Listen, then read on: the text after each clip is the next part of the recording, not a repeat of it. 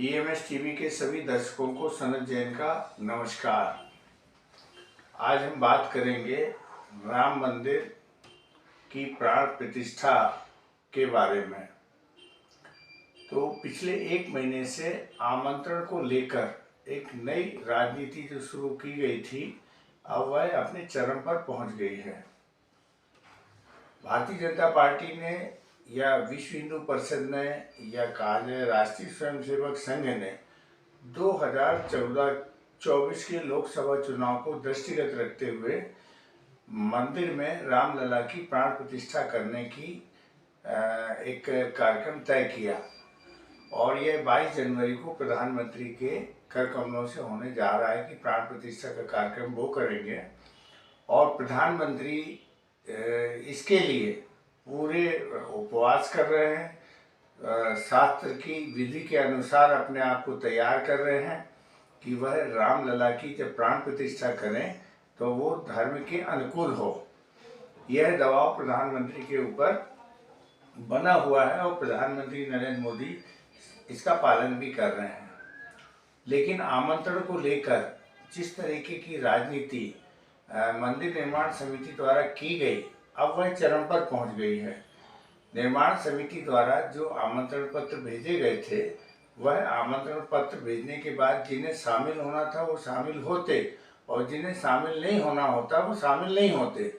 लेकिन उसको पहले से ही जो मीडिया द्वारा कि वो आएंगे कि नहीं आएंगे, क्यों नहीं आएंगे, आएंगे तो कैसे आएंगे, तो वो जो एक राजनीतिक स्वरूप उसका बनाया गया, उसके कारण रामलला का मंदिर का जो प्राण प्रतिष्ठा हो रही है वो विवादों के घेरे में आ गई है। इसमें आग में घी डालने का काम अब शंकराचार्यों द्वारा कर दिया गया है। चारों शंकराचार्य एक मतेन होकर ये कह रहे हैं कि मंदिर का निर्माण अभी पूरा नहीं हुआ है और उसमें जब तक शिखर और ध्वजा का काम पूरा नहीं हो जाएगा और मंदिर का वो जो जिस जगह रामलला की मूर्ति की प्राण प्रतिष्ठा हो रही उसका पूरा बन जाना जरूरी है। और यदि ऐसा नहीं हुआ तो यहाँ पर प्राण प्रतिष्ठा का कार्यक्रम नहीं हो सकता है और उसी के लिए चारों शंकराचार्यों को आमंत्रण जब भेजा गया तो उन्होंने आने से मना कर दिया। अब इसको लेकर एक नई प्रक्रिया शुरू हो गई है। एक नया विवाद शुरू हो गया है कि सनातन धर्म के सबसे बड़े धर्माचार्य शंकराचार्य होते हैं और यदि शंकराचार्य ये कह रहे हैं कि मंदिर की प्राण प्रतिष्ठा जिस तरीके से की जा रही है वह धर्म शास्त्र के अनुरूप नहीं है और उसमें उसकी अवहेलना की जा रही है, तो इसके कारण बहुत सारी प्राकृतिक आपदाएं भी आ सकती हैं और मंदिर में जो अधार्मिक कार्य हो रहा है उसका वह विरोध कर रहे हैं कि हम यदि कोई कर रहा है तो हम उसमें अपनी सहमति भी नहीं देंगे और जाएंगे भी नहीं।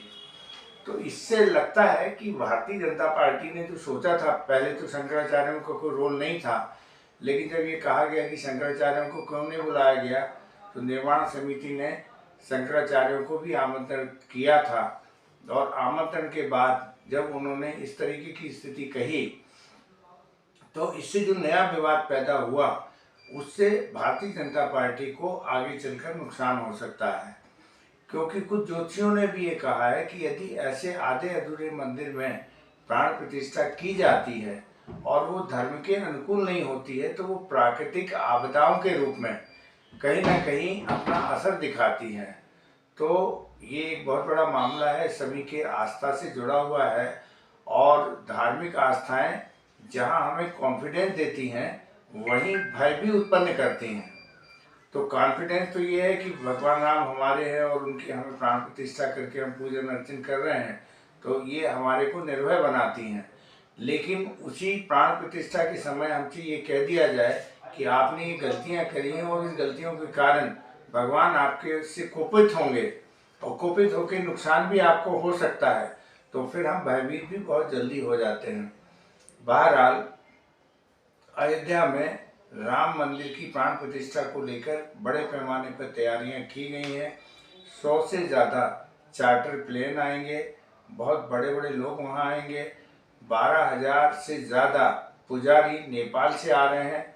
भगवान राम की ससुराल जनकपुर में थी और वहाँ से वो भी पूजा कार्यक्रम में भाग लेने के लिए 12,000 पुजारी आ रहे हैं, जो लगातार 10 दिन तक धार्मिक अनुष्ठान करेंगे। और जिस तरीके से तैयारियां की जा रही हैं अयोध्या में, तो निश्चित रूप से यह कार्यक्रम भारत के लिए अति महत्वपूर्ण कार्यक्रम है। लेकिन इसमें शंकराचार्यों की उपस्थिति ना होना इस पूरे कार्यक्रम में कहीं ना कहीं जो भी आयोजक हैं उन्होंने जिस बात को ध्यान में रखते हुए आयोजन की तिथि तय की है, उसमें उनका पर्पस पूरा होगा कि नहीं होगा, इसको लेके एक प्रश्न चिन्ह लग गया है। बहरहाल भगवान राम भारतीय आस्था के केंद्र के प्रतीक हैं। मैं अपने बचपन से देखता था, कोई भी जाति वर्ग का आदमी हो वो अभिवादन में राम राम करता था। हर नाप में, जोक में, हर अच्छे काम में राम के नाम से शुरुआत होती थी और अंत समय में भी राम नाम सत्य कह के और आदमी इस दुनिया से विदा लेता था। तो राम का नाम जो है वो सबसे बड़ी आस्था का केंद्र है। और राम के नाम पर जो जिस तरीके की बातें हो रही हैं, तो कहीं ना कहीं लगता है कि हम भगवान की छवि को भी कहीं ना कहीं विवादों में लाने का जो काम कर देते हैं, ये नहीं होना चाहिए। लेकिन अब ठीक है, हो रहा है तो हो रहा है। बहरहाल यही आशा की जा सकती है कि ये प्राण प्रतिष्ठा का कार्यक्रम सानंद पूर्वक निर्विघ्न संपन्न हो और सभी वर्ग इस राम मंदिर के निर्माण के बाद देश में एक समन्वय और सहजता सब लोगों के बीच में स्थापित हो और एक मर्यादा पुरुषोत्तम राम की, जिस राम राज की हम कल्पना करते हैं, वह लोकतांत्रिक रामराज था। भगवान राम सबकी बात सुनते थे और सबके साथ फैसला करने की कोशिश करते थे। तो एक धोबी के कहने पर उन्होंने माँ सीता को भी परीक्षा देने के लिए कह दिया था। ये भगवान राम की और उनकी जो भी पूरा जीवन काल है वो एक मर्यादा से बंधा हुआ राजा के रूप में रहा है। हम भारत के लोग हैं, रामराज हमारे दिमाग में बसा हुआ है और रामराज बहुत अच्छा था। और फिर से रामराज की बात यदि हमारे सत्ताधीश कर रहे हैं तो वह वास्तव में हो, ऐसी हम लोग चाहते हैं कि सारे देश की जनता इस रामलला की प्राण प्रतिष्ठा के बाद सब लोगों में सद्बुद्धि आए और सब लोग भाईचारे के साथ, शांति के साथ रहें। यदि ऐसा हुआ तो निश्चित रूप से यह बहुत बड़ी उपलब्धि होगी। नमस्कार।